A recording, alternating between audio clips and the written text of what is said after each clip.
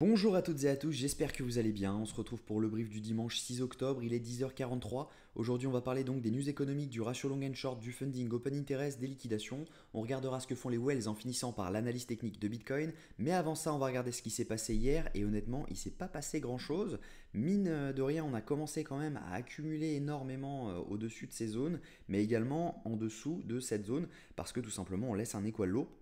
Et je vous avais dit hier que potentiellement on peut revenir chercher le FVG qui traîne donc juste ici, donc dans cette zone-ci. Si jamais on prend cette zone juste là, on a un FVG qui traîne autour des 61 320 dollars. Donc potentiellement on peut venir chercher cette zone et si jamais on venait à prendre cette zone, on pourrait potentiellement ouvrir un long là-dedans parce que ça peut être intéressant, le risk reward est plutôt pas mal. On peut tout simplement venir chercher un SL sous cette mèche pour venir target un TP, donc toujours dans la même zone, qui se trouve dans l'order block qui est juste là. Donc potentiellement un RR de 4 qui peut être intéressant. Maintenant, on va regarder si jamais les datas sont en adéquation avec ce trade qui potentiellement peut être intéressant. Si jamais on regarde les news économiques, on va avoir du mouvement donc mercredi à 20h, étant donné qu'on a la minute de la Fed.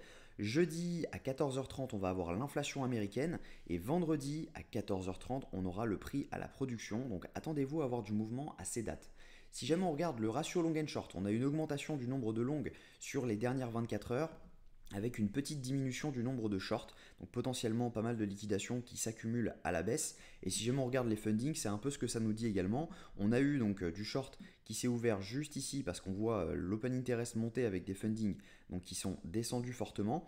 Mais également, ensuite, on voit l'open interest redescendre avec les fundings remonter. Donc potentiellement, ce sont ces shorts qui se sont ouverts, qui se sont refermés ensuite.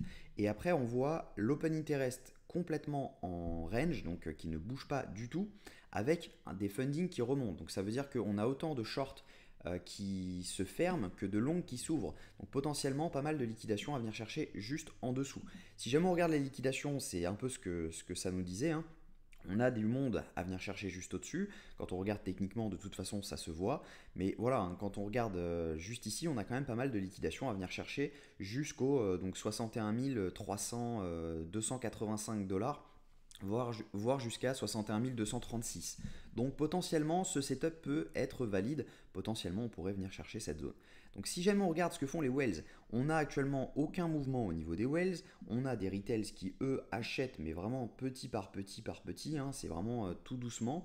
Et on a des micro-whales qui ne font absolument rien. Donc elles avaient acheté ce mouvement, derrière elles le revendent. Là, elles ne font absolument rien. C'est un peu le même schéma que sur les whales. Donc si jamais on regarde techniquement, il y a de fortes chances, à mon avis, qu'on ait une petite pression vendeuse à venir pour venir chercher cette zone-ci, donc faire potentiellement quelque chose comme ceci, et derrière pouvoir rebondir, venir liquider les liquidations qu'on a juste ici, venir chercher la zone des 64 000 dollars et potentiellement poser un top. Maintenant, ce sera dans cette zone-ci qu'il faudra regarder un setup de short pour potentiellement target beaucoup plus bas, étant donné que je vous l'ai dit, hein, autour des 59 800 dollars, on a beaucoup de liquidations. Donc je reste haussier en moyenne time frame, je reste baissier en low time frame, et bien sûr toujours haussier en grosse time frame. Donc potentiellement, voilà, on peut encore avoir une vague haussière à venir ensuite lorsqu'on aura eu ce top, potentiellement venir chercher les 57 000 dollars et derrière pouvoir repartir à la hausse. Voilà, j'espère que cette vidéo vous a plu. C'était court parce qu'on n'a pas grand chose non plus qui s'est passé sur les dernières 24 heures, mais à mon avis, voilà, on va à mon avis avoir du mouvement cette semaine. Donc attention quand même, jeudi, vendredi, on va avoir du mouvement. Je vous souhaite une très bonne journée. On se retrouve demain vers 9h. Prenez soin de vous. Bonne journée.